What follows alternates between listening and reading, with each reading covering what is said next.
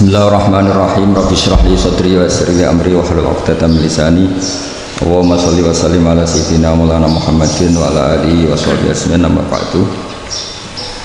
Ini yang saya hormati pertama, pengatur saya ini Profesor Dr. Haji Maskuri. Yang cara ngomong enggak kayak profesor tapi kayak jurkam. Jadi kalau ciri utama akademisi itu kalau ngomong itu teduh, datar, runtut, sehingga memaksa orang lain itu menerima karena runtutan logika yang terbangun. Nah, kalau ini enggak, pokoknya kasar gitu pokoknya orang. Ini agak lazim, agak dalam dunia ini. Semua wakil rektor, semua yang hadir yang saya hormati, saya seperti yang dikatakan moderator Bapak Anwar, bahwa memang saya tidak boleh terikat sama yang di belakang ini karena ini kayak apa ya, ada satu madhab yang anak-anak Unisma semuanya harus tahu, teman-teman di Unisma, menjelaskan itu tidak lebih baik. Jadi karena seakan-akan belum melakukan. Indonesia itu dulu kedatangan Islam itu tidak pernah dipertentangkan antara Islam dan negara, sehingga diskusi itu sudah salah karena para wali itu tidak pernah mempertentangkan Islam dan keindonesiaan atau kebinekaan. Satu, bahwa para wali itu misinya dakwah, di mana-mana dakwah itu pasti ketemu yang berbeda, mulai beda agama, beda pilihan madhab, beda tradisi, beda kultur. Jadi itu tidak perlu dipertentangkan, tapi malah itu jadi lahan dakwah. Sehingga kita ini kalau diminta diskusi hubungan negara dan agama malah bingung, memangnya kenapa. Itu seperti dulu zaman P4, saya punya kawan di Jogja, teman saya nulis tafsir Profesor Zaini, itu pernah zaman Pak Harto disuruh sosialisasi P4 di Papua. Apa hubungan Pancasila dan UUD 45? Itu orang Papua jawab, hubungannya baik-baik saja Pak. Jadi yang unik itu ketika disuruh baca Pancasila, satu Pancasila, dua ketuhanan yang Maha Esa.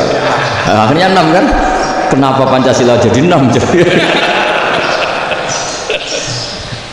Yang unik itu ketika ditanya, ini saya melihat langsung di TV 7 itu, Indonesia itu, ada anak-anak kecil ditanya, bendera ini milik siapa? Bendera merah putih.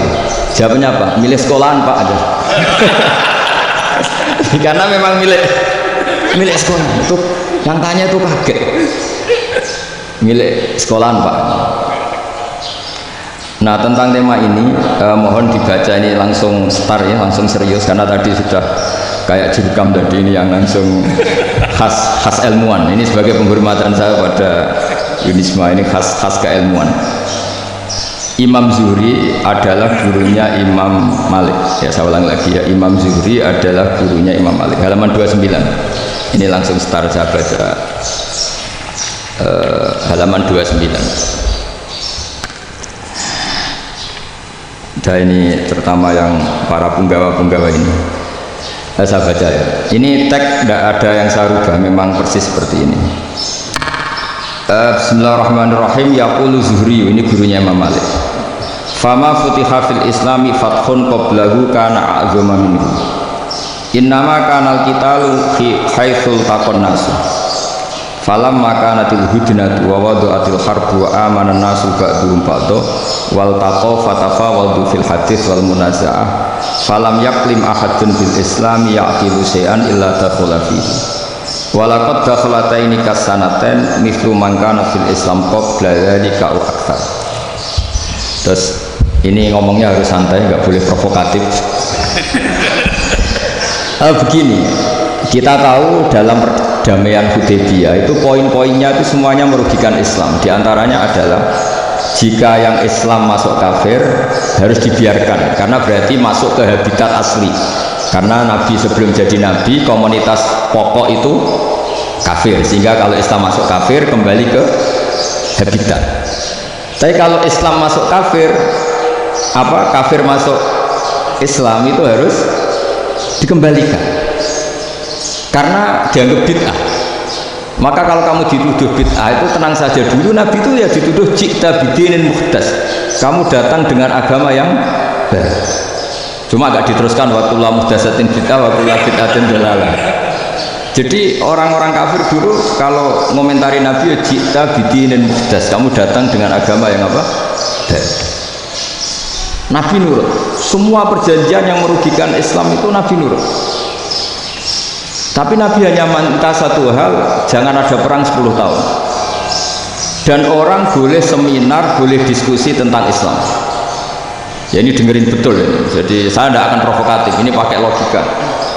Nanti bisa dipakai disertasi doktor. Tapi saya minta orang boleh diskusi, boleh seminar tentang Islam. Akhirnya saat itu juga ada orang yang masuk Islam. Di depan tulisan itu belum kering istilahnya.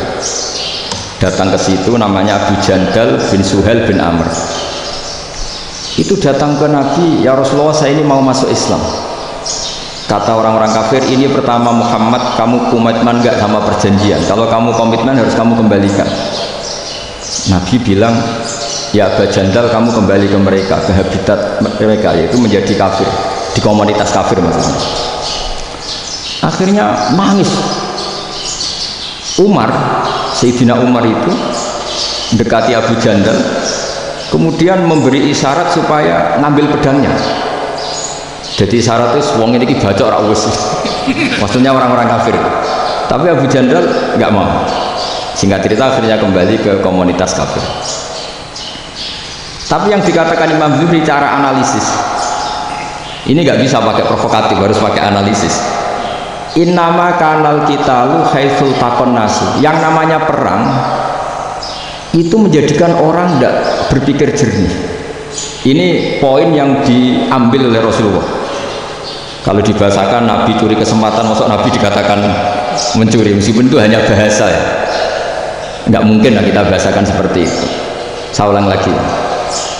Kenapa ada perang berkesinambungan sampai tahun ke-8 Hijriah?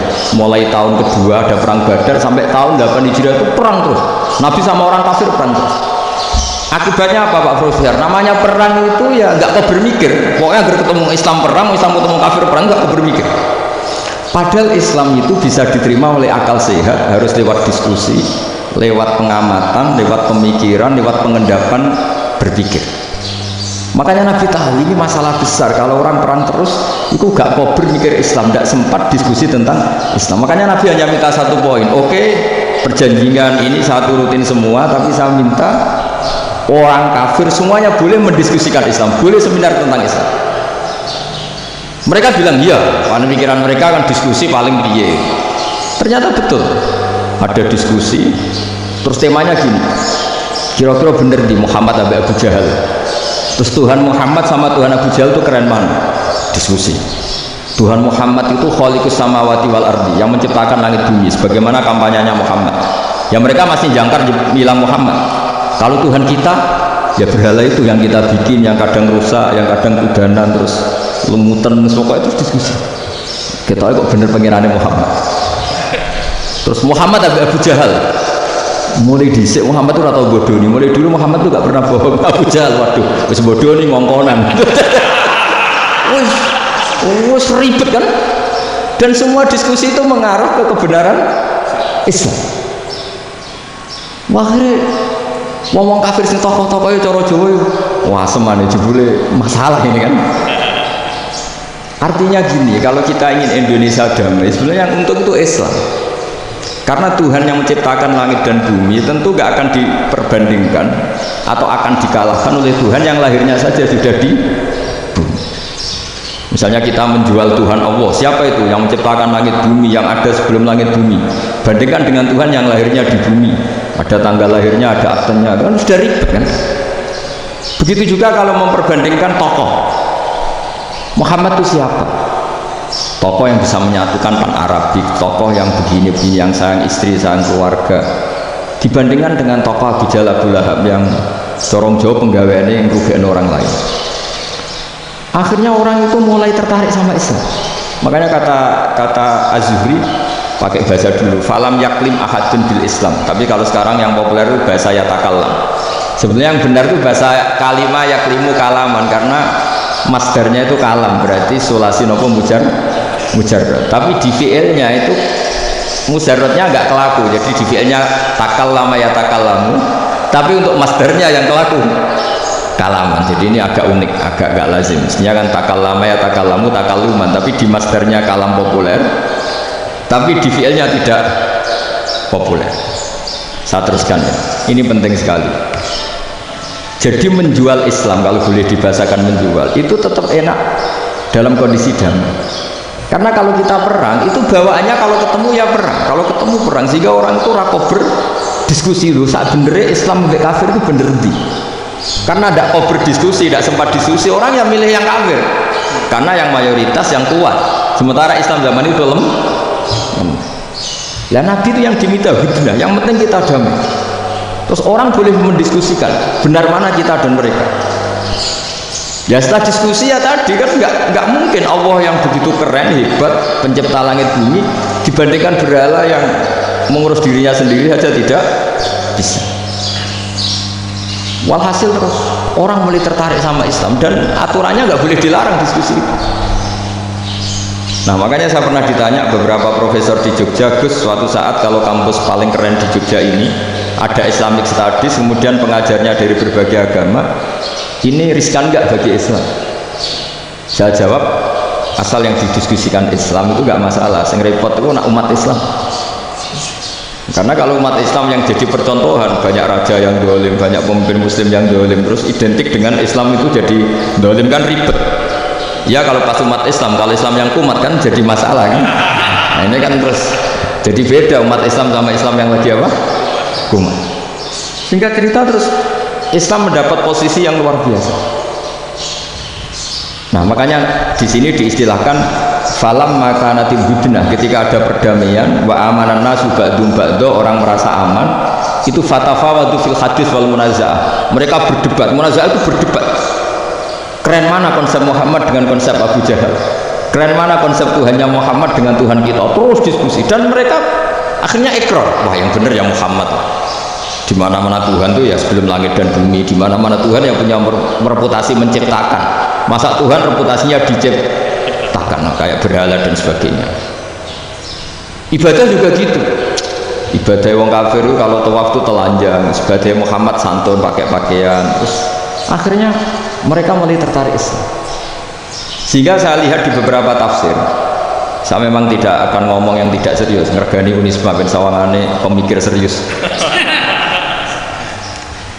Di Quran itu sampai lihat di tafsir Tabari itu ada ayat bal naqdhifu bil haqqi 'alal batil fayadmaghuhu fa idza huwa zahid.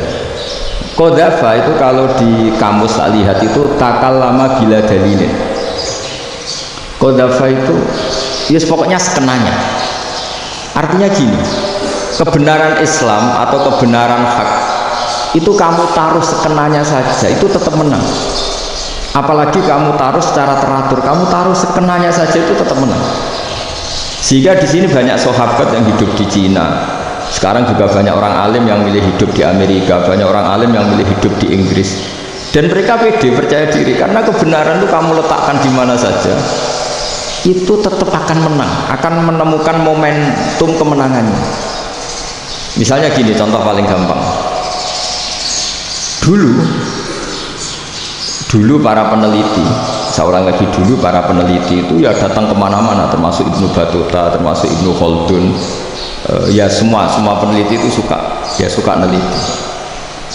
Setelah diteliti, Quran itu satu-satunya kitab suci yang membicarakan sains, misalnya tentang falak, tentang astronomi, tentang asal-usul kejadian manusia, kejadian makhluk, juga bicara tentang geografi, geologis, semuanya. Sementara kitab lain hanya cerita tentang mawaid wal hikam wal ibar. Jadi diteliti kayak apa, pada akhirnya hak ini yang menang. Bal naqdhifu bil haqqi 'alal batil fayadmaghu fa idza huwa zahid. Saya berkali-kali cerita, ada ulama yang ahli matematika.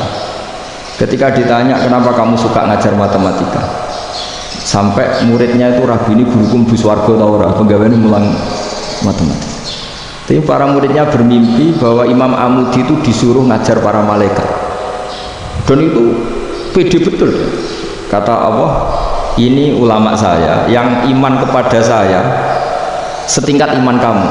Dari malaikat itu tidak mungkin Gusti, kita menyaksikan langsung kau sementara ini di bumi nggak nyaksikan jenengan, kenapa bisa sepede dan seyakin itu. Akhirnya Imam Mudi disuruh ngajarin matematika. Jadi Anda kalau profesor itu nanti harus sempat ngajari malaikat, itu baru benar-benar profesor. Jadi nanti di akhirat ngajari siapa? Malaikat. Jadi ada seminar yang melibatkan banyak malaikat, narasumbernya itu seorang profesor. Itu ketika kenapa engkau begitu yakin kalau Allah itu Tuhan dan Allah itu Al-Wahidus Shomad. Terus Imam Amudi mulai nulis angka gak beraturan, 2, 3, 4, 5 sampai 1 miliar 1 triliun, pokoknya gak beraturan. Kata beliau, nisbatus naini wasalasa ila ma la nihayatalaha iku nisbatul far'i ilal asli. Mbok angka sebanyak apapun, 2 dibanding 1 ya far'ul wahid, 3 dibanding 1 ya far'ul wahid, semua angka yang gak terhingga pun dibanding 1 semuanya far'ul wahid. Semua angka sebanyak apapun itu cabang dari angka 1. Fakullu hadil awalim far'un minal wahidis shomad, yaitu Allah Subhanahu wa ta'ala. Wakil malaikat tepuk tangan, iya juga. Jadi begitu juga ada ulama itu ahli gambar. Saya dulu ngaji sama Mbah Mun Al-Husunul Hamidiyah, itu kitabnya itu banyak gambarnya. Dan kali gambar yang ngawur betul, mangga ahli gambar. Saya Apple sempurna lah. Semua gambar bangunan, gambar sapi, pokoknya gambar. Ternyata dia menemukan Tuhan itu dari gambar. Gambar serapi ini atau seruwet ini sama. Gambar rapi sama ruwet itu sama kalau dalam pandangan tauhid. Dimulai minan nuqtah al-wahidah. Kowe cek gambar sing rapi, sing indah, cek gambarmu elek, dimulai dari satu titik. Dan titik ini nuqtatil wujud, yaitu Allah Subhanahu wa ta'ala.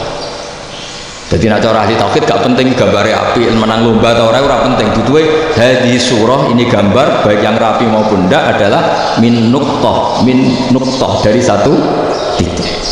Nah, alam raya sebanyak ini mbok gambar mbok orang, cek mulai Mars sampai Jupiter kabeh semua bentuknya yang banyak ini semuanya min nuqtatil wujud, yaitu dari titik wujud, yaitu Allah Subhanahu wa ta'ala. Di sini hebatnya ulama-ulama, mbok dia pengajar matematika, mbok pengajar gambar, semuanya dipakai perangkat untuk tauhid. Nah, itu kan juga bagian dari Islam damai, Islam yang sangat indah, tidak perlu perang untuk orang dipaksa Islam. Nggak perlu provokatif kayak tadi pidatonya rektor jenengan tadi. Jadi ciri utama ilmuwan itu kalau ngomong datar tapi logikanya nggak terbantahkan, itu ciri khas ilmuwan. Kalau ciri khas politikus kalau ngomong itu keras, provokatif lah kira-kira. Tapi isinya biasa. Nah, saya berharap nanti semua profesor doktor itu datar tapi isinya kualitasnya bagus ya. Mentes. Jadi makanya terus kata ulama, kenapa diistilahkan balnat zifu bil haqqi? Kenapa pakai qadzafa sementara qadzafa maknanya takallama bila dalil? Maksudnya bila dalil di sini itu min ghairi ikhtiyajin ila dalil. Kebenaran itu memang nggak butuh dalil. Apa kita perlu dalilnya apa? Buktinya apa? Kalau 3 itu cabang dari 1. Wong gendeng yang takut gitu pas orang gendeng. Wong 3 cabang dari 1 kok ditanyakan buktinya apa? Itu min awalil bidah. Pertama orang pasti tahu kalau 3 itu far'ul wahid. 1 juta juga far'ul wahid. 1 miliar juga far'ul. Gambar yang sebanyak apapun ya dimulai dari 1 titik. Cek gambar bener maupun yang tidak. Akhirnya apa? Ulama dulu itu sebegitu rileks nerangkan tauhid. Lalu kenapa asma ini yang ya ini kan khas NU ya, khas pesantren. Sebenarnya saya keberatan pakai istilah khas NU, pakai khas pesantren karena NU itu anaknya pesantren, jangan dibalik pesantren anaknya NU, karena sebelum ada NU itu ada pesantren. Tapi kayaknya Unisma lebih suka pakai bahasa NU dan saya ya agak orderan yang terpaksa disuruh ngomong. Ini agak apa ya, agak kacau sebetulnya, agak kacau. Jadi NU itu sama pesantren itu tua pesantren. Jadi NU dilahirkan pesantren, bukan dibalik pesantren dilahirkan NU. Sehingga barokahnya didirikan pesantren ini, kadang nyuwun sewu sekali berbahasa Itu kadang ide besar beliau itu ora dituruti wong NU. Jadi Mbah Hasim cara kula kok dadi Mbah Hasim yo mangkel. Mbah Hasim itu ngarangno kentong. Nggih ngaramno beduk, tapi wong NU nganggo kentong. Dan uniknya Mbah Hasim enggak tersinggung. Karena ciri khas pesantren itu membolehkan perbedaan apa? Pendapat. Itu masyhur khilafnya Mbah Hasim sama Mbah Fakih Mas Kumambang itu sampai dikitabkan, saling ngeritik, saling macam-macam lah. Jadi cara berpikir Mbah Hasim ketika Nabi rembukan, ini gimana ya cara menentukan waktu sholat? Ya pakai kentong ya Rasulullah, zakalin nasoro itu untuk orang Nasrani. Ya pakai buk itu trompet, zakalil Yahud itu untuk orang Yahudi. Terus, ada yang lagi pakai api ya Rasulullah, zakalil Majusi itu orang Majusi. Setelah itu ada orang datang lari-lari cerita mimpi azan tadi. Ya itu terus dipakai sarana pemanggilan sholat ya azan itu. Sehingga Mbah Hasim menolak kentong. Karena mantas sababi kaumin bahwa beliau keras sekali sampai bilang haram. Beliau judulnya ya haram, al-jasus antakhrimin nakus. Setelah naskah itu sampai ke Mbah Fakih Mas Kumambang di Gresik situ, di daerah Dukun situ. Dulu nggak ada WA ya, jadi sampainya ya lama. Makanya saya sampai sekarang nggak punya WA karena ya saya ulama kan, kalau WA-an terus ya jadi ulama. Ya jadi ulama main WA-an terus itu. Nah itu termasuk rektor gak kau berpikir mesti kebanyakan WA. Karena kan otaknya didikte oleh sesuatu yang masuk, sesuatu yang dilihat itu kan pasti mendikte kita. Beda kalau yang enggak WA-an kan mikir apa kita yang menentukan. Kalau WA-an kan kita ditentukan. Mau mikir anaknya butuh apa gara-gara WA informasi Jakarta mikir Jakarta. Ada secara kewajiban ngapain kamu orang Malang mikir Jakarta? Gara-gara WA mikir Jakarta belum selesai ada berita di Sulawesi, mikir Sulawesi. Habis itu mikir NTT. Makanya semua orang sekarang merasa tokoh nasional gara-gara informasi yang masuk itu nasional. Jadi Mas Yo RT yang mikir gimana Gus Indonesia. Kalau RT sampai lupa kalau dia itu RT. Jadi semua orang sekarang merasa tokoh nasional. Nah, itu gara-gara apa coba? Akhirnya semua orang juga punya ide tentang nasional. Harusnya negara itu gini-gini. Jebule wonge sing duwe ikon itu RT. Ribet kan? Saya teruskan. Setelah naskah itu sampai ke Kiai Fakih Mas Kumambang. Beliau itu marah besar. Ini harus dilawan dan saya bukan karena benci Mbah Hasim. Beliau teman saya ketika ngaji Kiai Mahfud di Mekah. Jadi Mbah Fakih dan Kiai Hasim itu teman ketika ngaji di Mekah. Secara lawan tuh lucu. Lucu gak ilmiah tapi gak ilmiah wong alim tetap ilmiah. Di mana-mana serupa itu tidak sama. Ya kalau mungkin zaman Nabi di Medina itu zaman itu kentong itu identik dengan milik Nasrani. Di Indonesia beda. Pos kampling ya kentong, kebakaran ya kentong, wae sarapan orang di LP ya pakai kentong.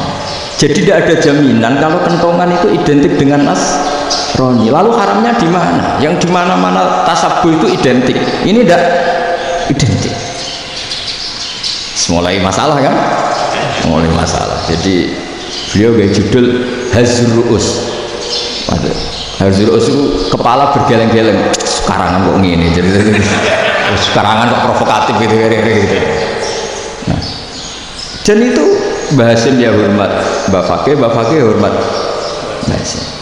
Saya sendiri secara pribadi lebih suka mendapat Mbah Hasim sebetulnya. Karena bagi saya sholat itu sakral. Ya sudahlah kalau sakral ya dipanggil dengan sesuatu yang sakral yaitu kalimat thayyibah ada. Tapi saya tidak akan bilang kalau kentongan itu haram. Karena kalau haram alasannya mirip orang Nasrani. Sementara pos kampling ya pakai kentong, ada banjir ya kentong, ada kebakaran ya kentong. Jadi tidak identik untuk misa atau untuk sholat ala Nasrani. Tapi itu dulu ya relax saja. Dua beliau itu ya saling menghormati, padahal saling kritik. Dan dulu ulama yang beda madhab itu ya saling menghormati. Imam Syafi'i itu kalau sholat di kawasan Masjid Abi Hanifah ya tidak kunut. Ketika ditanya kenapa kamu tidak kunut sementara engkau berpendapat kunut itu sunat, ikroman di hadzal madhab, saya sangat menghormati madhab. Imam Ahmad bin Hanbal itu berpendapat kalau orang pakai bekam, pakai iftisot atau hijamah itu batal sholatnya. Sementara Imam Syafi'i mengatakan tidak batal apa sholatnya atau wudhunya tidak batal. Tapi Imam Ahmad itu Ditanya, apa kamu makmum Syafi'i? Bagaimana mungkin saya tidak makmum sama wali kutub seperti Imam Syafi'i? Padahal menurut keyakinan Imam Ahmad ini sholatnya batal, ini habis iftijam udah wudhu, tapi tetap saja beliau, karena perbedaan pendapat di furu itu lazim. Ya orang boleh berdebat. Ketika Unisma datangkan saya, itu saking senengnya kiai, apa saking sombongnya sampai ngatur kiai, kan nggak pernah bisa diperdebatkan. Itu kan orang boleh debat kan? Itu saking angkuhnya apa saking senengnya, kan nggak jelas kan? Dan orang boleh setuju pendapat saya, yaitu ngatur kiai itu haram. Setuju juga Pak Rektor, ekspresi mahabbah itu ya macam-macam. Dulu sahabat itu, sahabat itu ada yang nggak kenal wajahnya Nabi sama sekali sampai akhir hayatnya. Ketika ditanya, lo kamu itu sahabat kok nggak tahu wajahnya Nabi? Saya tidak pernah berani memandang Nabi karena ijlalan Nabi, terlalu menghormati saya sehingga tidak berani memandang wajahnya. Ada sahabat yang penggawaannya dulu wajah Nabi sampai bisa nyifati alfiu faminunil hajib, sampai bisa nyifati detail karena dulu wajah Nabi itu ibadah. Ada seorang wali ditanya, kalau kamu di surga ingin nggak melihat Allah? Enggak. Loh, tapi semua orang ingin melihat Allah. Unazzihu dzalikal jamal an nadhuri misli, ben gak elek-elek Allah tak delok terima aku. Wong ra jelas. Berarti kamu kok delok pengen. Banyak. Jadi justru tapi karena saking takzimnya. Enggak lah, mosok aku kok. Makanya saya berkali-kali cerita, menurut kesepakatan ulama, soft awal itu paling baik. Tapi banyak juga wali yang kalau sholat itu di belakang. Kayak paling bener yang gue ngarep. Lu bayangkan misalnya kamu semangat di soft awal di Masjid Haram, jebule sholatnya salah. Itu dari malaikat, kayaknya gue ngarep, jebule raro. Ini kan di sini-sini wong, jebule bodoh gitu. Kayaknya gue ngarep, jebule. Coba orang kalau sowan Mbah Mun, yang berani di depan itu kan ya ketuanya atau jubirnya kan, yang merasa tidak pati pinter-pinter kan mesti di pojokan. Artinya sudut pandang seperti itu ya sah saja, apa? Sah saja. Makanya banyak sahabat yang jarang sowan Nabi, alasannya takut ganggu Nabi. Banyak yang sering sowan Nabi, alasannya senang Nabi. Yang sowan ya senang Nabi, yang nggak sowan alasannya senang. Lu Nabi itu tokoh, punya keluarga, punya anak. Kalau saya sering sowan berarti sering ganggu. Yang sering sowan dia alasan ini khazanah kita harus istifadah. Jadi zaman dulu dia biasa, dua sahabat, yang satu milih mahabbah itu milih sering sowan, yang satu juga mahabbah milih tidak sering. Karena pertanyaannya bisa dibalik kan, sering sowan apa sering ganggu coba.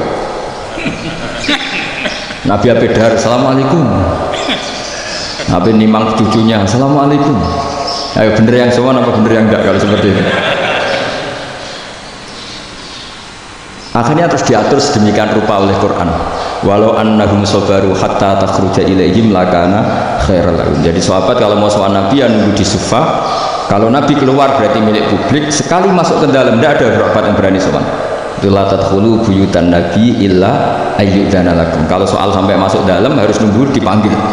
Karena sekali Nabi masuk dalam itu milik privat keluarga, milik istrinya, milik cucunya, milik keluarganya. Jadi Nabi sekali keluar ke ruang itu berarti milik publik. Itu terus jalan tengah. Karena kalau langsung masuk, bayangkan saya itu sering menyaksikan Mbah Mun habis ngaji 2,5 jam ngaji Jalalain, baru masuk assalamualaikum, padahal yai mungkin mau ke kamar mandi, mau ini itu. Jadi dulu itu Quran sangat modern, sebelum ada dokter ngatur tamu, rektor ngatur tamu, itu Islam sudah modern. Dia kan gak fair kan, misalnya saya ke Unisma harus janjian pakai ini, terus kalau misalnya kesini selonang-selonang kan lucu kan, mentang-mentang kiai terus juga sowan-sowanan selonang-selonang. Padahal kalau kita mau ke mereka pakai protokol, sering tidak fair dunia ini. Tapi karena aku kiai oleh gelo ya sudah gitu. Akhirnya saya memutuskan gak gampang kemana-mana karena itu. Saya sering didatangi ajudannya menteri, Gus mau ada tamu dari Jakarta tanggal ini, mesti saya kan. Mereka milih tanggal yang mereka kosong. Kok tidak mikir apa siapa situ kosong? Tak jawab enggak sebelum diatur bahasanya dan tawaduknya gitu. Akhirnya dibalik, datang lagi, Gus jam jenengan kosong apa kita menyesuaikan. Lah itu lagi dia akhlak kata saya. Itu baru punya akhlak kata. Bukan masalah ini, bukan masalah gengsi ya. Saya sendiri itu dolan ke alumni itu jarang karena ya takut Kiai kan yang nganggur, jam 9 nganggur, jam 10 nganggur. Bisa saja alumni itu kerja di pabrik, bisa saja yang latihan ekonomi di pasar. Jika kalau saya datang jam 9, iki kiai sing miliki santri ini, apa kiai sing ganggu santri? Lah karena orang ini melakukan rutin gak kok berpikir, pokoknya ngono jenenge silaturahim.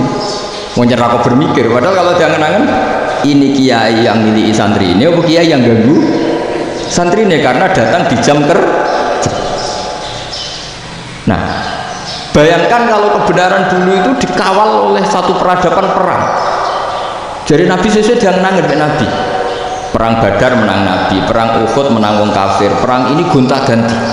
Apapun itu yang penting satu kesimpulannya, cara Rasulullah kesimpulannya satu. Orang tidak kober mikir kebenaran secara mengendapkan pikiran dengan pikiran jernih. Maka hebatnya Nabi ketika perjanjian, pokoknya saya minta nggak ada perang.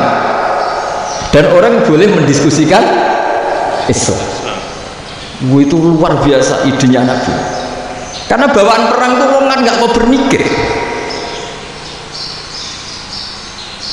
Ibarat seorang misalnya senang satu perempuan, ketemu rivalnya langsung perang kan nggak mikir. Tapi kalau kau bermikir, jangan-jangan cawe itu rasa seneng. Untungnya apa untuk uang ayu rasa seneng, malah mau lorok hati. Terus sudahlah, buruan dialihkan kemana kan gitu. Itu nak mau amin WA nan tukaran lewat SMS atau tarung langsung ora kau bermikir. Tapi kalau kau bermikir, akhirnya berpikir perempuan tadi sebenarnya yang disenangi siapa? Oke, ternyata senang Pak Erick. Sudah kita ngalah. Karena tidak ada nikmatnya kan menikahi perempuan yang sama sekali tidak mencintai kita. Tapi kalau nak kau berpikir pokoknya diprovokasi, wah kau kalah A, kau kalah B, pikirannya kan, ojo sampai kalah. Barang wis menang ternyata ada mas. Nah bayangkan Islam itu seperti itu dulu, dipertarungkan. Doang Islam itu dinu aklin, agama yang diterima dengan akal sehat. Tapi sekarang ukurannya perang, yang menang berarti benar, yang menang benar, kan terjadi repot. Itu Nabi tidak ingin, makanya Nabi ingin sudah nggak ada perang. Nah makanya kata Imam Zuhri, fathul Islam terbaik adalah orang boleh diskusi tentang Islam dan tidak ada perang. Lagi-lagi penting, tidak perang itu penting, silmun itu penting, perdamaian itu. Setelah tidak ada perang, akhirnya fatafawadu fil hadis wal munazah, orang boleh diskusi apa saja, termasuk boleh adu polemik. Konsep satu Tuhan dan Tuhan banyak diperdebatkan. Akhirnya Nabi secara rileks bisa menjelaskan. Muhammad, urusan kita banyak. Kalau Tuhannya satu tidak cukup, Tuhan harus banyak untuk menyelesaikan berbagai urusan. Ada Tuhan bagi rektorat, bagi macam-macam kan. Ada Tuhan untuk ngurusi utang, ngurusi BPKB, macam-macam. Terus kata Rasulullah, enak saja Nabi jawabnya. Ya kalau kamu punya majikan banyak, perintahnya beda-beda, kamu mangkel enggak, bingung enggak? Ya susah, kalau majikannya banyak, perintahnya beda-beda, kita jadi repot. Seneng mana? Seneng majikan satu. Ya sudah, Tuhanmu itu majikan kamu. Kalau Tuhannya banyak, perintahnya macam-macam, kamu yang repot. Akhirnya ya damat Tuhannya satu aja. Nah, itu ya barokahnya diskusi tadi, barokahnya agak perang. Daraballahu mathalan rajulan fihi syuraka mutasyakisuna wa rajulan salamal lirajul hal yastawiyani masalah. Terus alhamdulillah. Jadi orang yang paling kafir pun saat itu taslim. Nah ini kembali ke kalimat la ilaha illallah. Saya tidak perlu provokatif, pasti teori saya itu benar. Bukan saya bilang benar itu karena sombong, enggak. Ini sesuai teks. Misalnya begini, benar nggak kelompok takfiri yang suka ngafirkan orang lain? Itu pasti tidak benar. Logikanya gampang. Orang yang kafir 70 tahun saja dengan melafadzkan la ilaha illallah menjadi muslim. Masa dengan kalimat yang sama yang muslim menjadi kafir? Itu logikanya kan nggak ketemu. Orang kafir 70 tahun untuk menjadi muslim disuruh baca apa? La ilaha illallah. Tapi gara-gara baca la ilaha illallah nyekel patok jadi kafir. Pertanyaannya, ini kalimat apa? Kalimat untuk mengkafirkan apa kalimat untuk mengislamkan? Karena yang kafir dengan kalimat itu menjadi Islam, ternyata yang Islam dengan kalimat itu menjadi kafir. Itu ketemu nggak? Cara logika itu kan nggak ketemu kan? Makanya cara pikirannya Abdul Hasan Asadili, dan saya setuju pikiran itu. Istighfar ini boleh orang Jawa Timur protes karena kadang beda manhaj, tapi jangan protes saya, protes Abdul Hasan Asadili kualat nih sampai. Ketua Torekoh nopo Sadiliyah. Cara madzhab Sadili, dan Anda boleh berbeda madzhab, mencari khasnya wong kampus itu wani beda kapasitas lah, butuhnya beda, dan ketok pinter, ketok kritis dan Cara madzhab Abdul Hasan Asadili itu gini Pak Rektor. Jadi istighfar itu baik, tapi ba'da kamali tauhid, setelah tauhidnya itu benar. Alasan beliau masuk akal. Ketika ada ayat fa'alam annahu la ilaha illallah wastaghfir li dzambik. Bihadil kalimah. Jadi orang boleh istighfar setelah tauhidnya benar. Alasannya Abdul Hasan Asadili begini. Qul lil ladzina kafaru iyantahu yughfar lahum ma qad salaf. Katakan kepada mereka yang kafir, sekali mereka tidak kafir maka otomatis dosanya masa lalu diampuni. Pertanyaannya, yang bisa menghentikan kekafiran itu kalimat apa? La ilaha illallah. Dengan hanya melafadzkan la ilaha illallah Muhammadur Rasulullah langsung yughfar lahum ma qad salaf, langsung dosanya diampuni. Berarti yang menjadi pengampun dosa lah, penyebab pengampunan itu apa? La ilaha illallah. Itu bahkan orang kafir belum istighfar. Loh, di ayat itu kan Allah gak mensyaratkan setelah la ilaha illallah istighfar baru diampuni, enggak, asal la ilaha illallah langsung yughfar lahum ma qad salaf. Saya ulang lagi ya, jelas ya. Jadi kulil ladzina kafaru iyantahu yughfar lahum ma qad. Nah sekarang iyantahu, mereka berhenti dari kafirnya, syaratnya pakai apa? La ilaha illallah Muhammadur, itu langsung yughfar lahum ma qad. Artinya apa? Ghufranullah itu bisa didapat hanya dengan mujarrodut tauhid, yaitu hanya dengan melafadzkan kalimat thayyibah. Dan sahnya istighfar juga berdasar kalimat thayyibah itu. Misalnya gini, orang kafir sebelum Islam melafadzkan astaghfirullah, astaghfirullah, astaghfirullah, kira-kira diterima enggak? Enggak kan? Karena syaratnya istighfar ba'dat tauhid. Nah makanya dalam madzhab Sadili istighfar itu setelah la ilaha illallah. Karena cara pandang ya seperti itu. Jadi fa'alam annahu la ilaha illallah wastaghfir li dzambik. Jadi dengan kebenaran tauhid saja ini sudah cukup kita insya Allah layak diampun. Karena innallaha la yaghfiru ayyushraka bihi wa yaghfiru ma duna dzalika liman yasha. Jadi orang yang tauhidnya benar itu bisa diampuni Allah asal tauhidnya benar. Itu Allah ngendikan liman yasha wa yaghfiru ma duna dzalika liman yasha. Dawe Imam Suyuti walam yakun liman yastaghfir. Jadi orang yang bertauhid secara benar meskipun gak sempat istighfar itu tetap potensi diampuni. Karena bawaan tauhid itu sudah menjadi layak diampuni. Kayak orang kafir sekali ngelafadzkan kalimat tauhid mbok gak istighfar langsung diampuni. Nah, karena melihat seperti itu terus orang berlomba-lomba memperbanyak jumlah lafadz la ilaha illallah.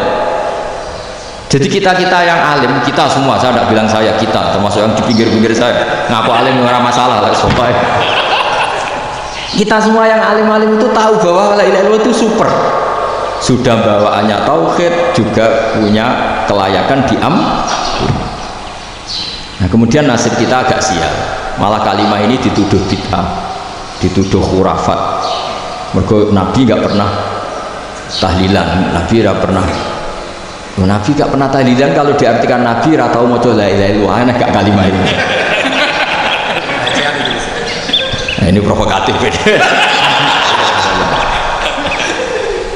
Jadi ini yaudahlah, keanehan-keanehan ini kita terima karena ciri utama wali, ciri utama ulama itu wa ulu fisabilillah, harus pernah disakiti.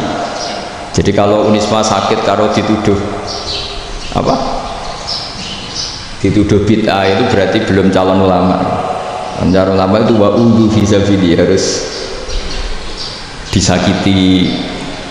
Jadi kalau kamu disalahpahami itu ya harus santai. Provokatif tadi. Iya, termasuk provokatif tadi. Termasuk diatur tadi.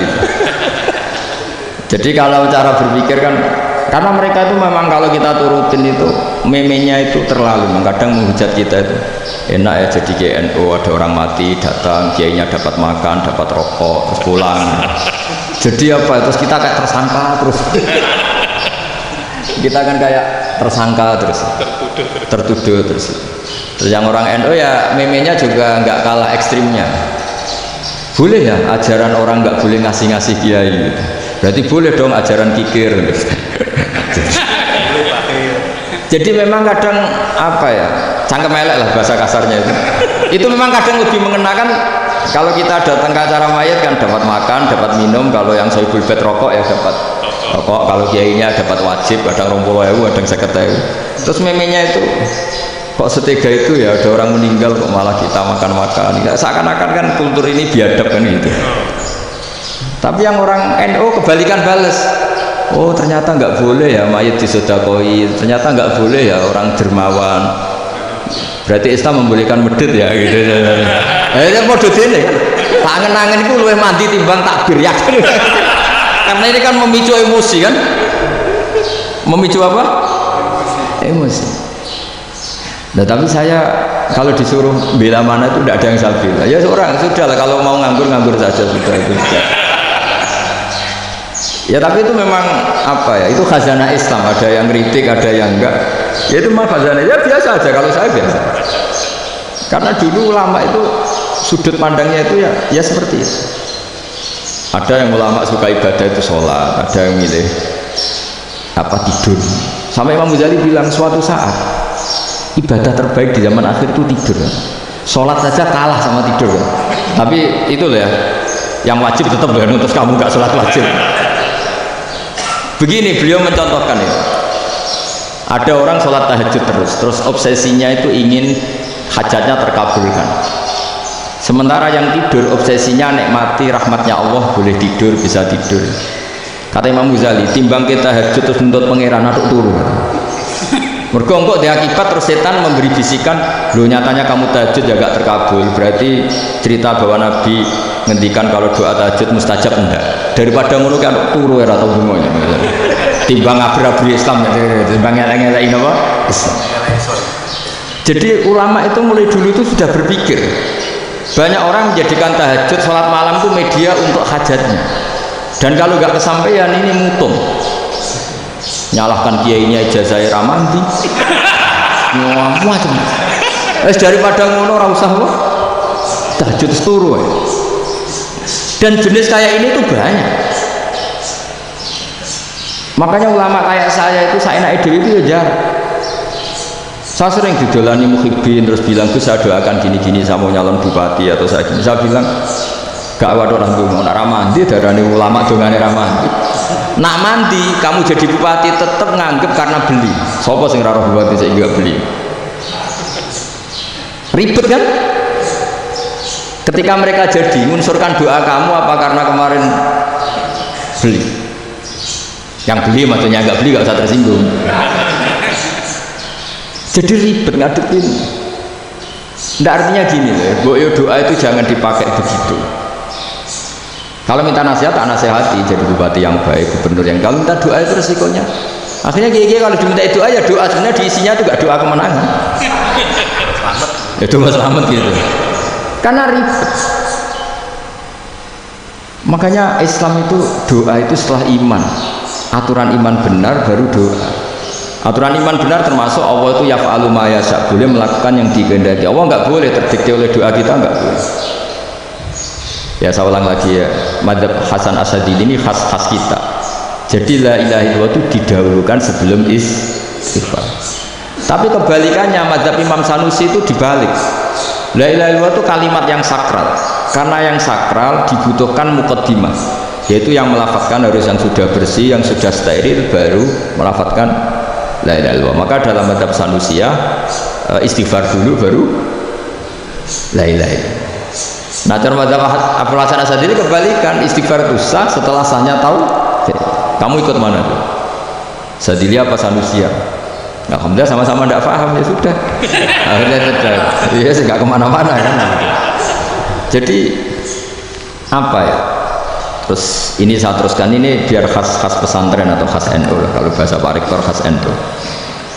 Ini Ben sampean tahu beberapa perbedaan tuh lazim, halaman 24.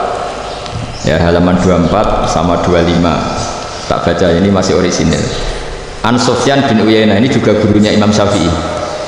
Kata Sufyan bin Uyainah, beliau cerita, kana Isa wa Yahya alaihi salam ya'tiyanil qaryah fayas'alu Isa an syirari ahliha wa yas'alu Yahya an khiyari ahliha. Jadi Nabi Isa dan Nabi Yahya itu satu generasi, sama-sama masih muda. Kalau di satu kampung yang Nabi Yahya tanya, ini keluarga terbaik siapa? Saya mau nginap di situ karena kumpul orang baik itu nyaman. Kalau Nabi Isa kebalikan, keluarga terburuk mana ya, saya tak di situ. Nah terus Akhirnya faqala lahu Yahya lima tanzilu ala sirarin nas, kenapa kalau kamu bermalam kok malah kumpul orang-orang yang nakal? Innama ana tabibun udawil mardo, saya ini nabi para dokter, di mana-mana dokter yang ngumpuli yang sakit, ngobati yang sakit. Makanya di NU itu ya banyak Kiai Jazab mengumpuli yang nakal-nakal. Nak tepak yang entas yang nakal, nak ora tepak ya katut. Ini adu nyali lah sudah itu. Tapi itu ada ilmunya, yaitu niru Nabi siapa? Isa. Kalau kamu dokter penelitian itu cari daerah yang banyak pandemi apa yang bersih? Yang banyak pandemi, karena yang namanya penelitian ya di situ kan. Kalau kamu dakwah ngentas kemiskinan, ke daerah miskin apa daerah kaya? Nah sama, kalau ngentas kefasikan, ke daerah fasik apa daerah orang soleh? Fasik. Ya, tapi itu Nabi Isa. Nah kalau kamu tidak Nabi kan potensinya kan ngajet. Tapi setidaknya bahwa kita sering disalahkan karena punya beberapa tokoh yang ngancani fasik-fasik, itu sebenarnya ada dalilnya, yaitu Nabi siapa? Isa. Nah terus masalah tegas dan lunak. Ketika ada mahasiswa misalnya pacaran, boncengan lanang dan perempuan, itu pilihan kita apa? Kalau tegas terus gak mau mendengar kita, misalnya gini, contoh gampang, tak beri contoh Pak D, jangan orang tua, nanti secara fikih itu beda. Nah ini kan kita orang pesantren biasa ngaji fikih detail. Kamu Pak D seorang perempuan mahasiswi misalnya, sering pacaran, setiap ke situ sama pacarnya kamu diam saja, padahal kamu dosen keislaman. Mesti pamanaan kamu nyimpulkan ternyata pacaran itu tidak apa-apa, buktinya Pak D itu tidak negur, menengah. Ini berarti as-sukut alal mungkar. Tapi kebalikannya, Pak D ini terkenal keras, nak runung mesti rajaku ponaan, akhirnya yura runung mesti ngerti nak mesti diamuk. Nah dua orang ini sama-sama gagal kan. Yang lunak menjadikan ponakannya pacaran terus karena enggak negur sehingga dikira membolehkan. Sing keras juga enggak sempat bina wong rono era wani. Akhirnya dua orang ini sama-sama enggak ketemu, sama-sama enggak berkesempatan membina kan? Gagal membina kan? Karena yang keras ponakannya enggak pernah situ, berarti enggak bisa bina kan? Yang lunak membiarkan berarti juga ada bina. Nah Islam itu antara dua itu. Ya agak terlalu lunak, nggak terlalu keras. Karena kalau terlalu keras, misalnya ada kiai terlalu keras, lu masyarakat mau tanya itu gimana? Lari kan? Lu saya ini punya pengalaman pribadi. Saya ini kan kecelok orang alim. Itu kalau pernah ya saya itu berusaha ya pokoknya ya umumnya orang alim lah. Tenang terus anteng, nggak gejlok-gejlokan. Itu nggak ada yang tanya. Saya mimpi ketemu beberapa ulama itu disalahkan. Terus umat saya kalau mau tanya itu ke siapa? Wong alim wis wibawa, amen tambah banget wibawa. Kepala Quran, sering gojok rektor macam-macam. Terus wong wanita kok, saya biasa ke pasar pandangan dicegot orang. Gus, putri saya itu sering keluar darah tapi melebihi batas haid gini-gini. Kalau badhe sowan jenengan, gak usah sowan ning kene ngat-ngat-tekan. Terus tanya, yang haid berapa hari, Gus? Ya supaya rudat ilal adat sebelum dia punya penyakit istihadah itu berapa? 6 hari ya sudah, kembali 6 hari lainnya mustahadah, tetap sholat, tetap normal. Tapi kalau saya wibawa, mau pasar gue tasbih dulu, iku mesti wong salaman ya lo dongo yakin. Tapi baru kayak rada uraan ketemu ngomong, itu lo pening di, maaf pening di, Gus beneran Gus ketemu jinan lo ini badhe tua kok. Hanya tanya, jadi uraan itu amden. Lo nak sampean asli, asli uraan.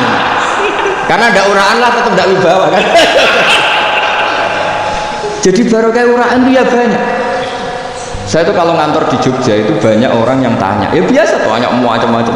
Karena saya uraan ke pasar ya orang, bahkan di bis sering ketemu orang, wah beneran Gus kalau badhe sowan jenengan badhe tanya ini, ya sudah di sini aja. Jadi semua itu diilmukan. Nah, Nabi itu punya sisi yang dua-duanya jalan. Memang beliau luar biasa, dipilih Allah yang luar biasa. Nabi ketika wibawa itu banyak sahabat yang bahkan mengenali wajahnya aja tidak bisa. Ka'anna ala ru'usihim at-tairs, bayangannya seakan-akan di kepalanya itu ada burung yang takut saking antengnya. Tapi Nabi sekali mengeluarkan job, sekali santai, itu sahabat tanya itu sampai yang nggak pantas ditanyakan. Nabi saya tadi kumpul istri saya, tapi tidak inzal, itu wajib mandi ndak. Aro'aita law anna ahadana ya'ti imra'atahu wa lam yunzil. Itu ya ditanyakan. Nabi mun kumpul mboten saged inzal sepundi. Guys metu lagi. Terus ya ada yang tanya macam-macam. Ya saking ada sahabat dipanggil Nabi tambah lari, dipanggil lagi tambah lari. Panjenengan nyeluk pas kula kumpul bojo kula. Lah kula kuwatir jenengan orang suci, saya belum mandi, makanya saya lari. Nabi ngendikan innamal mukmin thahir, ya nak masalah ketemu kiai ra apa-apa ijek junub. Penting kok nak salat ya adus sik. Tapi Nabi sekali pakai mazahirul jalal, tapi pakai wibawanya, itu orang nggak berani ngomong. Tapi sekali Nabi rileks, itu orang bisa tanya apa saja, termasuk hal-hal yang nggak pantas. Lalu ada sahabat itu tanya lucu, tanya Maimunah. Maimunah itu ya cantik tapi sudah agak tua. Maimunah, ya umal mukminin, hukumnya ngambung bojo pas Ramadan bi. Wah gak tahu diambung lagi Nabi pas Ramadan. Tanya Saudah, wah malah karena diambung, kalau Saudah itu kan wis kewo itu. Lucunya istrinya dia jawab, tanya Aisyah yang mungkin Nabi, iya yang mungkin tanya Aisyah. Itu yang usulnya istrinya Nabi Maimunah. Selalu Aisyah, tanya ke Aisyah. Ya Amirat, ya umal mukminin gini-gini. Wah, Aisyah yang cantik masih perawan kan. Qabbalani Rasulullah bahwa oh Nabi biasa ngambung-ngambung pas Ramadan dan beliau tetap puasa. Akhirnya pakai ngarang kan, wa takbil fi Ramadan wa tublah la tubtilu shauma, ngambung murah. Iku udah biasa di sini. Ya nasi bujone ayu. Nah ini artinya seasik itu gitu. Jadi garwane Nabi sing ngrasa rodok tuwon. Wah, aku ora tahu. Kok Aisyah. Serilek itu dulu. Maksudnya orang Islam pertentangan. Maksudnya dia balik semua ini bedanya orang pesantren sama orang kampus. Kalau orang kampus mau cerita agama itu rahmatan lil alamin, tapi nyontokno rileke ora iso. Agama itu rileks, tapi nyontokno rileke ora iso. Mergo ya rapati ngaji. Contohnya ora iso, tapi mau gawe kaidah Islam rahmatan. Jadi Nabi itu lah, Allah juga gitu. Allah itu kalau sudah memperlihatkan mazahirul jalal, itu mbok malaikat Jibril rawan. Ketika Allah dengan mazahirul jalal. Tapi kalau Allah dengan mazahirul jamal, mazahirul apa? Jamal. Iku ya gojo-gojo kan sampai makhluk gojo. Ya buli-bulian terus.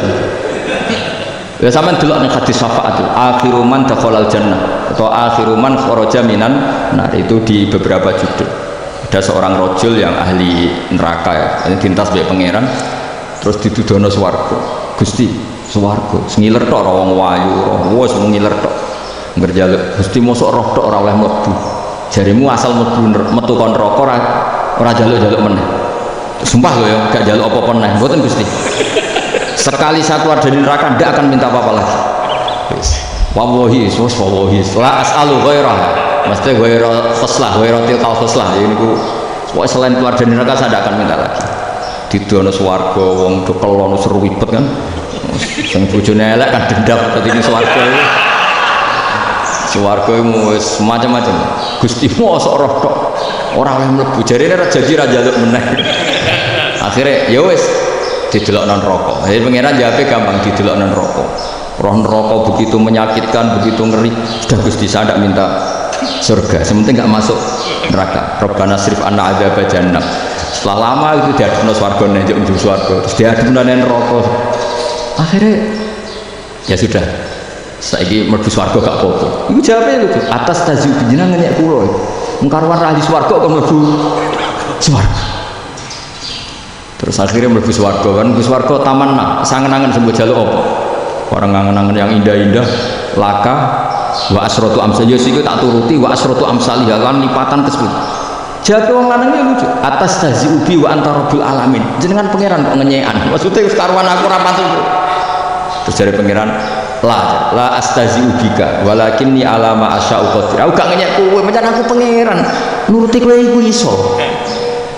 Jadi Allah sendiri ketika dengan mazahirul jamal itu malaikat ya ono sing wani bantah. Masyhur itu kan malaikat sing bantah pangeran atas alufia mayusidu fiya wa yasfikut.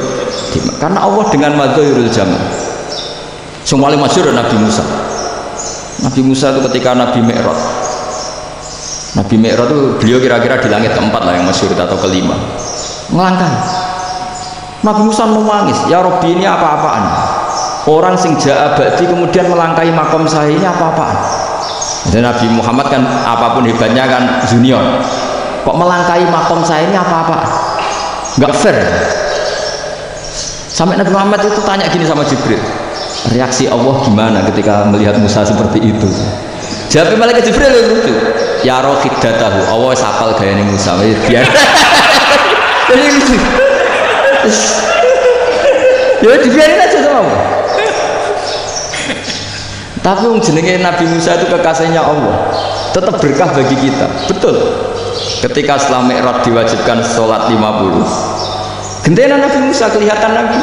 Sebenarnya Nabi Musa itu sebetulnya loh, gak menguntungkan kita sebetulnya. Tapi yang menguntungkan, sebenarnya tidak niat menguntungkan kita, tapi menguntungkan. Nabi Ibrahim kan di langit ke-6, keren. Konti dong ketemu Allah ngeten-ngeten kan sholat seket. Karena Nabi Ibrahim terkenal Nabi baik, ada bantah. Bareng Nabi Musa, kenapa celok pengira? Kalau akan sholat ping seket. Inna ummataka la tutiku dalik. Wah, gak kuat umat. Serai-rai ke umatmu orang arah kuat seket. Tapi sebenarnya Nabi Musa itu niatnya bukan membela kita. Fa inna ummati la umatku sing gagah-gagah ra iso menang umat. Berarti sebetulnya itu masih pakai gengsinya gitu. Wes ngono-ngono lah sementing kita untung. Sebetulnya dia itu enggak terima wong umat saya aja yang lebih kuat. Enggak kuat apalagi umatmu. Lah terus pudin irji ila rabbika fas'alhu takhfif. Itu berarti Allah dengan madzahirul jam. Sudahlah, datang ke Allah minta keringan. Allah itu baik. Minta. Mbak Allah itu ringan mau 5 tok, jadi cek 45. Balik Nabi Musa, piro 45, cek ra kuat umat. Wong umatku ora kuat, jadi sebenarnya bela. Umatku ora kuat. Lho cara Nabi Muhammad model wong Malang, yo beda umatku mbek umatmu. Ribet kan? Itu. Lho Nabi Muhammad kan tidak seperti itu kan? Tidak punya akhlak Malang kan? Akhlak. Maksudnya akhlaknya mujur itu, udah akhlak yang baik gitu. Ya akhlak yang mujur, bukan yang malang gitu. Jadi Nabi ya manut. Tinggal 40 kan, dikurangi lagi 35 sampai 9 kali kan, masyhur itu. Ya kan kalau dikurangi 55 kan berarti turun naik kan 9 kan. Itu setelah 5 itu Nabi Musa aja usut masih ragu. Itu cara Nabi munggah nentek.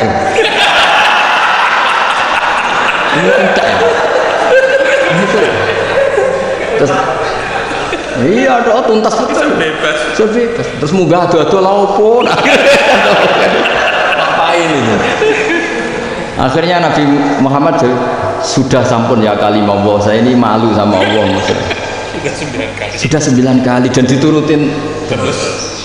Jadi Allah kalau dengan madzahirul jamal itu Nabi Musa biasa nego sama Allah. Tapi ketika Allah dengan madzahirul jalal itu Nabi Musa enggak berani. Yaitu di hadis syafaat. Hadis syafaat ketika manusia datang ke Nabi Adam, ya tuna Adam, ya Adam anta abul basar ngene isfa'li ana inda rabbik. Kamu saya minta mensafaati kita. Nabi Musa, Nabi Adam ya inna rabbi qad ghadibal yawma ghadaban lam yaghdab qablahu mislah wa la yaghdab ba'dahu mislah. Ini Allah sedang murka besar dan tidak akan murka seperti ini lagi. Sudah saya tidak berani nafsi. Nabi Ibrahim enggak, termasuk Nabi Musa ketika itu ya enggak berani karena Allah dengan madzahirul jalal itu Nabi Musa enggak berani. Sudah saya sendiri itu pernah salah, yaitu saya membunuh seseorang yang enggak disuruh oleh Allah membunuh itu, yang pas jotosi orang Kipti. Akhirnya datang ke Nabi Muhammad, pas ke Nabi Muhammad Allah dengan madzahirul jamal, dengan madzahirul jamal sampai Kanjeng Nabi ngendikan analah saya akan memintakan syafaat kalian. Terus fa'ahmadu rabbi bimahamida allamaniha rabbi. Saya muji Allah dengan pujian-pujian yang orang lain tidak tahu, hanya saya yang diajari, kata Rasulullah. Nah di sini menurut banyak ulama termasuk kitab yang saya baca, kenapa Muhammad sebagian namanya Ahmadu itu dari af'al tafdil fa Muhammadun Ahmadu min ghairihi. Muhammad Rasulullah itu kalau muji Allah di atas cara mujinya Nabi yang lain. Jadi Ahmadu bukan dari fi'il mudhari' lil mutakallim tapi dari afal tafdil fa Muhammadun Ahmadu min ghairihi, bahwa Kanjeng Nabi Muhammad sallallahu alaihi wasallam itu cara mujinya Allah di atas pujian para nabi. Makanya di sini Sayyid Ali Zainal Abidin kalau muji hamdal hamidin wa fawqa hamdil hamidin. Jadi pujian saya ini di atas rata-rata cara mereka apa? Yaitu sirinya apa? Nabi itu tahu bahwa akhirat itu tidak bisa batasi Allah. Kamu tidak bisa nyemprit Allah. Allah, ini akhirat, amal sudah tidak manfaat. Ingat itu, tidak bisa seperti itu. Allah itu nggak bisa tunduk sama konstitusi yang bernama akhirat. Artinya Allah meskipun di akhirat tetap duwe hak yaf'alu ma yasa atau yaf'alu ma yurid. Nggak bisa kamu terus wah ini akhirat, amal ra iso dikirim wong mati, amal ra iso dikirim. Yo pengiran kok mbok atur. Kalau kita yang mengirimkan tidak bisa, tapi kalau Allah tetap bisa. Makanya ada kiai mengatakan kodok kodar ra iso dirubah, itu kamu. Makanya ada seorang kiai ditanya, kodok kodar ra iso dirubah, sekali dicatat selesai. Jadi kiai tadi, tapi nak Allah iso. Dalilnya apa? Yang kuwahu ma yasau wa yusbit. Nak Allah ya iso, sing ra iso kan kita. Nah, Nabi itu tahu betul meskipun akhirat itu Allah masih bisa dinego saking baiknya. Akhirnya Nabi sujud, masyhur itu terus, ya Muhammad irfa' ra'sak wasal tutok wasa'atu safa semat sirahmu angkat, tujuh apa tak turuti. Semenjak itu Nabi minta apa? Artinya apa? Ketika Nabi lain berpikir bahwa akhirat ini membatasi amal karena sudah, Nabi tahu betul kalau Allah tetap Allah yang nggak terbatas kekuasaannya, nggak terbatas rahmatnya juga saat di akhir. Makanya disebut fa Muhammadun Ahmadu min wirihi. Makanya wa mubasyiran bi rasuli ya'ti min ba'di ismuhu Ahmad. Jadi makanya terus banyak GNU sing macam-macam lah. Sing ana sing potongane wedi terus hati-hati. Itu berarti makome Madhhirul Jalal. Ana sing amen guyon nek makome Madhhirul Jalal. Ana sing ra jelas ngene iki, nak guyu buanter kok nangis yo buanter jebule urusan utang ini sudah yang enggak. Jadi makanya yang rileks saja sebenarnya agama ini santai rileks karena agama ini harus bifarofin wasurur. Enggak boleh agama ini dibawa dengan kekerasan, dengan antisosial, karena agama ini harus kul bi fadlillah bi rahmati fa bidzalika falyafrah, harus senang, harus rileks. Makanya saya jadi kiai itu senang takutnya gini. Sekali saya tidak senang jadi presiden buruk, ternyata jadi wong alim raina itu contohnya sampai merengut terus uripe susah, nanti orang tidak berani jadi orang alim. Makanya saya akan buktikan bahwa saya lebih bahagia di bang rektor. Nanti orang yang jadi rektor semua nggak ingin jadi orang alim. Saya pernah ketemu sekian rektor di Jogja, tanya, Gus kenapa jenengan bela-belain pesantren sampai segitu, kan keren kampus NU sekarang ada Unisma, ada NU Jogja, ada NU Jepara gini. Terus tak bilangin gini, sampai rektornya itu istighfar. Saya bilangin gini, ini sekaligus tak kasih tahu nih rektor Unisma ya. Tak bilangin gini, andai kan tidak ada kiai kayak saya itu Islam bisa tutup. Kok bisa Gus? Misalnya ada perempuan haid faqal adat, itu kalau untuk tahu hukumnya haid daftar dulu ke Unisma, daftar dulu kan, setelah daftar nunggu pelajaran haid, baru tahu haid setelah 3 tahun dari masalahnya. Tapi baru kayak kiai ketemu saya di jalan, Gus anak kula nu haid ngeten-ngeten mboten normal, hukumnya piye? Oh hukumnya ini dibalekno ning adat, ora usah registrasi, ora usah daftar. Jadi ya harus ada istighfarnya lah, Unisma juga harus istighfar, semuanya harus istighfar. Karena ada sisi yang nggak mewakili kebutuhan Islam. Tapi saya sebagai kiai juga istighfar, karena fakta hukum mengatakan yang boleh jadi KUA yang jabat, yang boleh kemenak yang punya gelar, dan ini yang mengawal Islam secara undang-undang karena mereka yang bikin. Nah karena kiai tidak punya gelar tidak bisa jabat di situ, saya juga istighfar. Jadi tidak sampai untuk istighfar, karena yang kebutuhan ini terwakili yang punya gelar. Tapi yang punya gelar juga harus istighfar tadi. Mosok bukan roh hukum haid dengan ini kuliah ngentek itu aja, nanti nunggu guru yang pas mata pelajaran itu. Ya, terus kapan dia sholat ya? Jawabannya belum ketemu. Tapi baru kayak saya kan ketemu di jalan tanya. Gus saya sering ketemu. Gus saya ini bapak angkat mau nikahkan putri saya, itu gimana itu kalau cerita wali sebenarnya anak saya sok, kalau nggak cerita nggak sah karena saya bapak angkat. Itu banyak.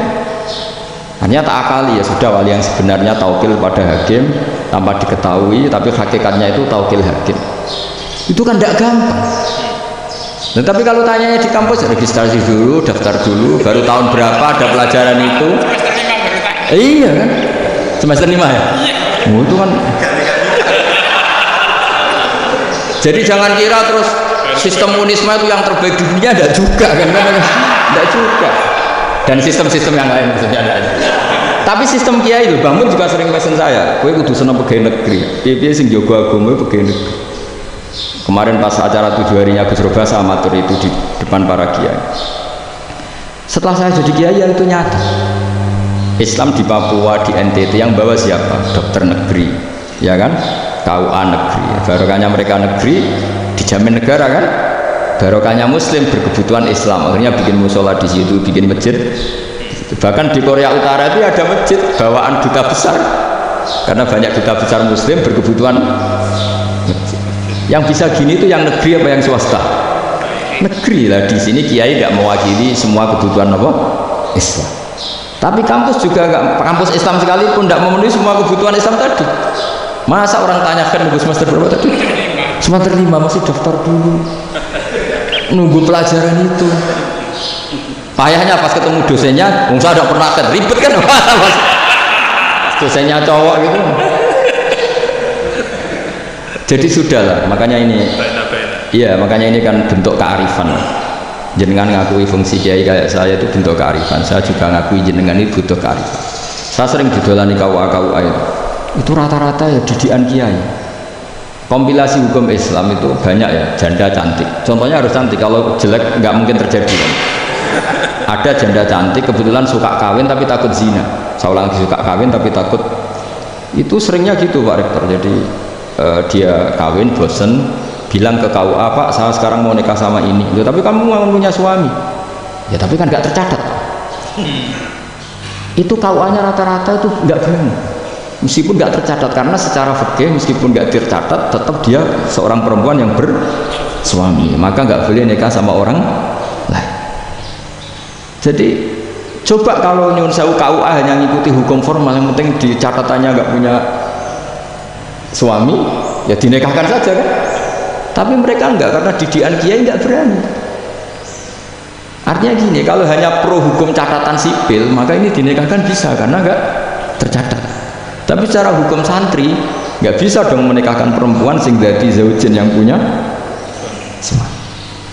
Jadi barokahnya kerjasama yang baik. Jadi di masyarakat itu tertanam didikan kiai, nggak boleh nikahkan perempuan yang bersuami. Tapi di KUA ngikuti hukum formal. Dan di Indonesia itu KUA itu rata-rata konsultasinya ya sama kiai. Sehingga ya nggak berani akhirnya, meskipun aku udah mlebu rokok mbak, gak iso. Dan itu buahnya.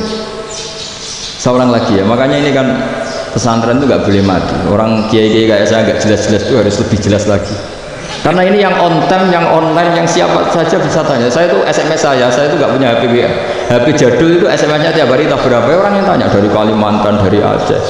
Gus di kampung saya ada masjid 2 itu yang Samana, ada yang dari orang perkotaan. Gus di perumahan baru ada masjid, yang Jumatan baru orang 12, sah enggak? Ya langsung saya jawab, sah. Dalilnya ini. Ya sudah. Nah, tapi kata Imam Syafi'i gini harus orang 40, itu madzhab Syafi'i, dalam madzhab yang lain gini-gini. Itu kalau tanya rektor itu kan ribet, masuk ajudan dulu, asisten dulu, oh aja.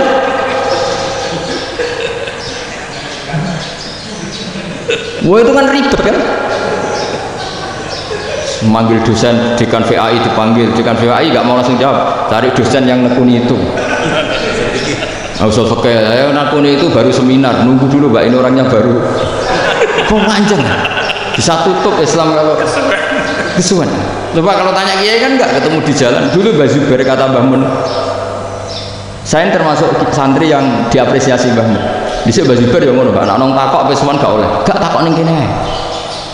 Jangan biasa ditanya orang ngadeg-adegan. Ya alhamdulillah ilmunya cukup, kalau nggak cukup kok sik. Jadi sebetulnya orang sopan itu ya agak-agak ada yang ditutupi sebetulnya.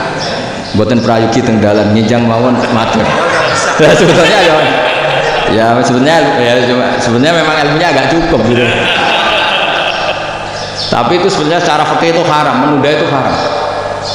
Ya haram tuh, coba bayangkan ya, kalau tanyanya sekarang, Gus saya ini sudah keluar darah 1 bulan penuh, padahal normalnya hanya 6 hari. Saya nanti sholat enggak? Kalau minjang mau dugi kula, berarti kan hari ini belum ada keputusan. Sholat apa enggak kan? Tapi karena modus tadi, boten prayogi ngendikan ngoten tenggal minjang tengen kula. Itu kemungkinannya 2, sopan atau goblok, itu saja. Kayaknya kalau sopan enggak lah. Kayaknya enggak. Karena secara fikih itu jelas haram. Bagaimana mungkin sesuatu yang harus dipraktekkan nanti zuhur dijawab besok? Berarti zuhur, asar sampai subuh belum ada jawaban. Berarti enggak ada sholat kan? Ya, makanya dibutuhkan orang-orang alim yang kultural seperti ini, dan NU menghormati kultural. Tapi mbahmu juga sangat menghormati Islam formal, karena tadi produk-produk formal itu bisa dilembagakan oleh negara, dan itu kita ikut untung. Makanya Mbak Mun kalau punya tamu KUA, punya tamu polisi sampai pejabat itu, kenapa saya contohkan KUA? Supaya jangan kira seperti pendapat orang-orang hasud, wah mesti aja disolani presiden senang, menteri senang. Enggak juga, sebenarnya semua kiai itu mulai KUA sampai polisi, polsek, polres itu senang semua, karena sama-sama diajak mengawal bangsa ini, diajak mengayomi semua masyarakat. Tapi kadang-kadang masyarakat kritiknya, jenis kiai itu selain menteri ya senang presiden. Berarti yang selain kiai itu mulai KUA, Kapolsek, kepala desa, RT, mudin. Itu mudin kalau tanya ya lucu-lucu. Gus kalau nanti nyembelih pitik kemanian, pitik gue gede. Akhirnya Gus ngerti nak kemanian langsung tak sebelah benda. Terusannya gue sakau. Ribet. Ya tak jawab, lah pitik masih gue jauh. Terus urip Gus, wis sah karo mazhab Malik kerja urip. Karena itu ada perdebatan antara mazhab Malik dan mazhab Syafi'i. Nah, cara Imam Syafi'i itu agak ketat. Hewan yang punya kehidupan sudah mutharibah, misalnya ayam jago, contohnya harus jago, karena kalau ayam kecil diikhlaskan haram. Jadi yang cilik wae kan gitu. Fikih itu ya, fikihnya orang Indonesia itu pecundang. Kalau ayam kecil nggak ditanyakan, mate ra wis. Kalau jago ditabrak truk kejet-kejet, andai kan nggak disembelih pun mesti mati. Itu cara mazhab Syafi'i itu haram, karena penyembelihan ini tidak menjadi penyebab kematian, tapi memang karena kecelakaan tadi. Jadi cara mazhab Imam Malik enggak, andai kan nggak disembelih matinya kan 2 menit lagi atau 1 menit lagi. Andai kan nggak disembelih, berarti mati sekarang itu bawaan besok apa bawaan kecelakaan? Ya sudah halal itu caranya. Nah akhirnya ya saya bilang ya sudahlah, kita semuanya mati. Jadi cara debat, cara Imam Syafi'i enggak, cara berpikir itu sudah tidak kehidupan yang normal, yang dimana-mana penyembelihan itu mematikan yang hidup normal. Jadi agak ketat. Sehingga dalam contoh kemanian, kalau dalam bahasa Jawa nyembelih agak sempurna terus pesonya jatuh atau apa, itu kalau pakai mazhab Syafi'i agak kesulitan. Jadi kalau mazhab Malik asal diselesaikan secara fauron, dan juga sebagian mazhab Syafi'i itu halal. Nah orang mesti tanya gitu, Gus, wedhusku tabrak truk, man Gus kejet-kejet. Tapi nak pitik cilik ra ditakok. Makanya termasuk kritiknya Mbah Mun, tapi ini madhabnya Mbah Mun ya, kamu boleh ikut boleh enggak, karena ini urusan tidak penting. Jadi wong-wong lucu, nak ditakoki yuyu muni haram mergo amfibi. Yuyu ngerti ya? Tapi nak ditakoki kepiting muni halal. Mergo nak yuyu haram gak eman, nak kepiting eman. Padahal alasannya coba, kenapa yuyu haram? Karena amfibi kan, bisa di air. Pertanyaannya, kepiting seperti itu enggak? Nah, tapi kepiting kalau haram kan eman. Karena besar kan, kalau yuyu silahkan haram kan gitu. Artinya apa? Fikih kita ini agak-agak pecundang gitu, agak-agak. Pertimbangan. Iya, itu kan. Coba alasannya yuyu haram karena amfibi kan, hidup dual. Pertanyaannya, kepiting seperti itu enggak? Iya. Kenapa? Kalau orang tanya yuyu haram apa halal, rata-rata jawab haram. Tapi kalau kepiting boleh khilaf. Loh mestinya kan sama kan? Lah itu. Iya tadi. Saya juga sering lihat tonggo-tonggo ayam cuwilik samene ketabrak truk, enggak ada yang tahu. Tapi saya pernah jalan-jalan di Narukan sini, ono jago ketabrak sing duwe langsung marani kula pas saya naik motor Gus ini halal apa haram. Nah langsung kula sebelah halal apa haram. Wis kanggo kowe halal ya. Karena saya tahu tak jawab haram mesti kecewa itu. Aduh. Kiai ini beratnya. Ya akhirnya ya saya setelah itu mati Imam Syafi'i ngapunten umat kula niku. Umat kula niku ra siap mangke madhabe jenengan ku ndak siap.